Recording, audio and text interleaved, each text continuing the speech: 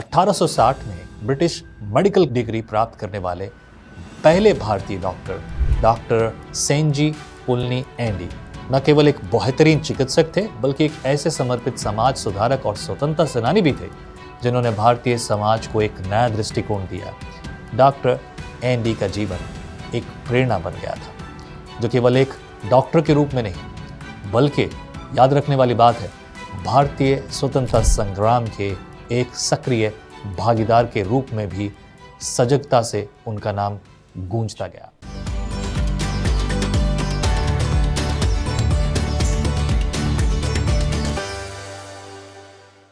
Doctor Andy का जन्म 1831 में तमिलनाडु के तिरुचिरापल्ली में हुआ था। उस समय भारत में ब्रिटिश शासन का दबदबा बहुत था, लेकिन डॉक्टर एंडी का मन इस दबाव से बाहर था। वो कुछ अलग ही सोच और व्यक्तित्व के व्यक्तित्व थे। जब उन्होंने अपनी शिक्षा की शुरुआत की तो उन्होंने ठान लिया था कि वे न केवल चिकित्सा में निपुण होंगे बल्कि समाज के हाशिए पर रहने वाले लोगों के लिए भी अपना जीवन समर्पित कर देंगे। ये कोई छोटी मोटी बात नहीं थी। अपने ऐशो आराम को छोड़कर लोगों के लिए करना, ये उनके परिवार से ही उन्होंने ये सीखा था। उनके भीतर देशवासियों के लिए कुछ करने का एक बड़ा जुनून था और यही जुनून उन्हें इतिहास में अमर कर गया। डॉक्टर एंडी ने 1859 में मद्रास क्रिश्चियन कॉलेज से ग्रेजुएशन किया और फिर इंग्लैंड की प्रतिष्ठित यूनिवर्सिटी ऑफ सेंट एंड्रूज से डॉक्टर ऑफ मेडिसिन की डिग्री प्राप्त की। उसके बाद ब्रिटिश सरकार के द्वारा दवाइयों की और चिकित्सा की कमी के बावजूद भी डॉक्टर एंडी ने जो चिकित्सा में बड़ा काम किया था, अपने कार्यों से भारतीय समाज की पीड़ा कम करने के लिए अपने मार्ग में बड़ी मेहनत की, प्रशस्त मेहनत की। 1862 में जब वे भारत लौटे तब उन्हें सुपरिटेंडेंट ऑफ वैक्सीनेशन के रूप में नियुक्त किया गया। अब डॉक्टर एंडी का काम था चेचक जैसी भयंकर बीमारियों से निपटना। अपने जानमाल की कीमत के ऊपर उठकर ये काम उनको करना था और ये बहुत महत्वपूर्ण था। खुद डॉक्टर एंडी ये सब चाहते थे और एक ऐसी बीमारी जिसने पूरे भारत को अपनी चपेट में ले रखा था, उसका वो भरपूर सामना करना चाहते थे। उनके इलाज के लिए उन्होंने नीम के पत्तों और खजूर की औषधि गुणों का शोध किया। वैसे ये आसान बात नहीं थी। उन दिनों में जब कोई इक्विपमेंट नहीं होते थे, वो अपनी भरपूर मेहनत करते और वो सारा ज्ञान जो उन्होंने प्राप्त किया था देश की सेवा के लिए उन्होंने लगाया। यह समय था जब लोग अपने बच्चों की मृत्यु के लिए भगवान को दोष देते थे, कहते थे भगवान तेरी वजह से मर गया, तू क्या कर रहा है। लेकिन डॉक्टर एंडी ने उनका हौसला बढ़ाया और न केवल चिकित्सा बल्कि उनकी आस्था को भी मजबूत किया। डॉक्टर एंडी एक ऐसे व्यक्ति थे जो हर किसी को एक समान नज़र से देखते थे और वो हर किसी के लिए बड़ा दुख और अपनी संवेदनाएं उनके लिए रखते थे। उनके द्वारा किए गए चिकित्सा अनुसंधान और लेख उस समय के प्रमुख समाचार पत्रों के द्वारा प्रकाशित होते थे। उनका यह समर्पण किसी साधारण डॉक्टर का नहीं बल्कि एक योद्धा का था। कई बार उन्होंने इस बात के लिए बड़ी कीमत चुकाई। उन्हें बहुत सारी परेशानियों का सामना करा, लोगों ने विरोध भी किया, पर अपने देशवासियों के लिए, उनको बीमारियों से बचाने के लिए हर संभव प्रयास वो करते रहे। डॉक्टर एंडी की नज़र केवल चिकित्सा पर ही नहीं थी।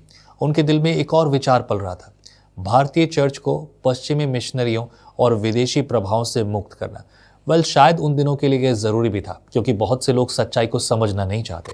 1886 में उन्होंने मद्रास में नेशनल चर्च ऑफ इंडिया की स्थापना की। उनका सपना था कि भारतीय चर्च पूरी तरह से भारतीय संस्कृति और परंपराओं के अनुरूप हो, न कि विदेशी मिशनरियों का एक उत्पाद। वैसे इस बारे में बहुत बार अलग अलग बातें उठ चुकी हैं और समय के अनुसार मैं इतिहास में ऐसे बहुत सारे लोगों को देखता हूं जिन्होंने इस बारे में काम किया, लेकिन उनकी यह विचारधारा पश्चिमी मिशनरियों और भारतीय मसीह विश्वासियों के लिए एक चुनौती बन गई थी। यहाँ तक कि कई सारे पादरी उनके विरोध में थे। मिशनरियों का कहना था कि इस कदम से भारत में नए चर्च उभरेंगे और पुराने चर्चों का अस्तित्व संकट में आ जाएगा। डॉक्टर एंडी ने इन सारी बातों का सामना किया, उनके विरोध का सामना किया, लेकिन उनका ये सपना कभी भी साकार नहीं हुआ और आज के दिन तक ऐसा कोई नहीं हुआ कि जो ऐसा कुछ कर पाया, क्योंकि भारतीय मसीह समुदाय में एकजुटता का अभाव था और आज के दिन तक है। भारतीय कलीसिया का भारतीयकरण करना ये पूरी तरह सही भी नहीं है, जिसे मैं भी सही नहीं मानता, लेकिन उस समय की जो ज़रूरत थी वो बिल्कुल डॉक्टर एंडी की समझ के अनुसार बिल्कुल सही थी। लेकिन जब भी डॉक्टर एंडी की यात्रा को याद करते हैं तो हम सिर्फ एक असफल प्रयास को नहीं देखते, हम देखते हैं कि एक ऐसे व्यक्ति की कोशिशों जिसने भारतीय चर्च और समाज और भारतीय लोगों के लिए बीमारी से लड़ने के लिए एक बड़ी सामर्थ्य का कार्य किया। परमेश्वर ने उन्हें इस्तेमाल किया। एक नई दिशा को देने के लिए उन्होंने अपनी जान की बाजी लगा दी। 1909 में जब उनका निधन हुआ तो उनका यह सपना अधूरा रह गया, लेकिन उनके कार्य और उनका दृष्टिकोण आज भी भारतीय समाज के लिए एक अनमोल धरोहर के समान है। डॉक्टर एंडी का नाम अब भी तमिलनाडु के तिरुनेलवेली में श्रद्धा से लिया जाता है। आज भी चेन्नई के एगमोर रेलवे स्टेशन की भूमि उसी व्यक्ति से खरीदी गई थी जिसने भारतीय स्वतंत्रता संग्राम में योगदान दिया था। डॉक्टर एंडी साधारण व्यक्ति नहीं थे, उनका परिवार धनवान था, लेकिन हाँ, वो अपनी सेवा से और भी बड़े धनवान थे। उन्होंने भारत के लिए और भारत के लोगों के लिए और भारतीय मसीह कलीसिया और सेवाकाई के लिए एक बड़ा योगदान दिया था। लोग उन्हें याद करते हैं। यदि आपने अपने जीवन को मसीह के अनुसार जिया है, जैसा मसीह है, तो आपके जीवन को भी लोग याद करेंगे। मैं आपको प्रेरित करता हूँ, इस कहानी को अपने चर्च में ज़रूर बताएं, अपने लोगों को ज़रूर बताएं, ताकि वो भी जान लें कि सच्चाई और समर्पण से किया गया हर कार्य सेवा का प्रभु की महिमा के लिए है। जो कहानी मैंने आपको सुनाई है वो है डॉक्टर सेंजी पुल्नी एंडी। ये सिर्फ एक कहानी नहीं है, ये एक इतिहास है। जीवन केवल एक डॉक्टर या समाज सुधारक के बारे में नहीं है, परंतु एक ऐसी जीवनी है, बल्कि एक ऐसे सच्चे स्वतंत्रता सेनानी का कहानी है जिन्होंने भारत समाज के लिए अपनी पूरी शक्ति और आत्मा समर्पित कर दी।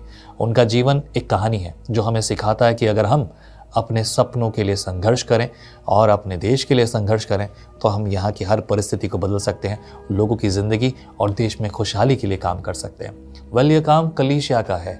यदि आप मसीह में हैं तो ये काम आपका है कि आप अपने देश के लिए प्रार्थना करें और अपने देश के लिए एक सच्चे ईमानदार मसीह के समान व्यवहार करें। यदि आपको मेरे इस प्रोग्राम से प्रेरणा मिली है तो अपनी ऑफरिंग्स आप हमें भेज सकते हैं, ताकि हम अपने प्रोग्राम्स को और बेहतर और भी व्यापक रूप से कर सकें, ताकि परमेश्वर के नाम को महिमा मिले। आमीन। प्रभु आपको आशीष करे। यदि आपके मन में कुछ सवाल है या आप अपने कोई प्रोग्राम देने आना चाहते हैं तो नीचे लिखे नंबर पर आप मुझे व्हाट्सएप मैसेज कर सकते हैं और इसी नंबर पर आप हमें ऑफरिंग भेज सकते हैं, ताकि हम सेवकाई के लिए आगे खड़े हो सकें। प्रभु आपको आशीष करे। जय मसीह की।